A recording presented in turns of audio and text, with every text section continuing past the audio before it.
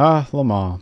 The common ground for some of the most advanced sports cars on the planet and some of the finest drivers to pilot them, right?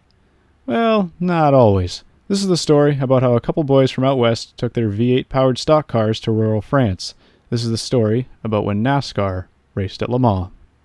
In the early to mid-1970s, the world was ravaged by a set of oil crises originating from an embargo on oil exports by the Organization of Arab Petroleum Exporting Countries, or OAPEC. The fine details are not very important. What is important, however, is that by early 1974, oil prices in the United States were up nearly 300% from years prior. While the crisis was primarily a blow to the United States, countries overseas began to feel the effects on their own. So much so that in 1975, the ACO, who organizes the 24 Hours of Le Mans, were forced to put a 7-mile-per-gallon mandate on all entrants. These strict energy regulations allowed the event to continue, except they forced big-name manufacturers like Ferrari, Alfa Romeo, and Renault Alpine to pull their entries. The ACO needed a way to secure more entrants for the 1976 24 Hours of Le Mans, and I'm sure you can see where this is going. In addition to restructuring the Group 5 class to feature special production cars and introducing the new GT prototype class, the ACO sent out a few invitations for some IMSA and NASCAR teams to challenge their cars in the 24-hour classic. Now, don't get the image of 15 or 20 stock cars barreling down the Mulsanne Straight in your head. No, there were in fact only 2 teams that made the trek over, Hershel McGriff and W.C. Donlavey. McGriff had 85 starts in the NASCAR Cup Series from 1950 to 1993. More recently, he became the oldest driver to ever start a NASCAR-sanctioned race, with his 2018 start in a K&N West race at Tucson at age 90. Hershel entered the 24 Hours alongside his son Doug in a Hemi-powered Dodge Charger.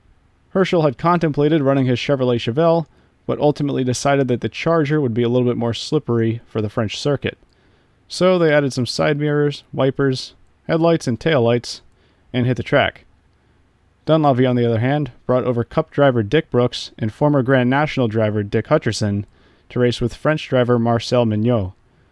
Hutcherson stood on the overall podium at Le Mans 10 years earlier in 1966 with the Hulman Moody Ford GT40.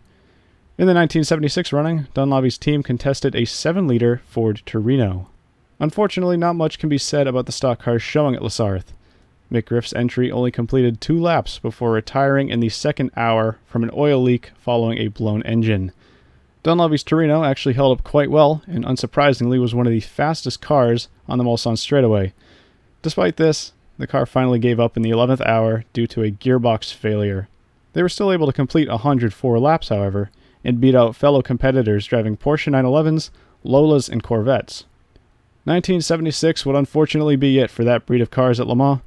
No NASCAR-sanctioned cars have taken part in the race since, and the fan favorite 2 Monsters remain a small footnote in the race's history.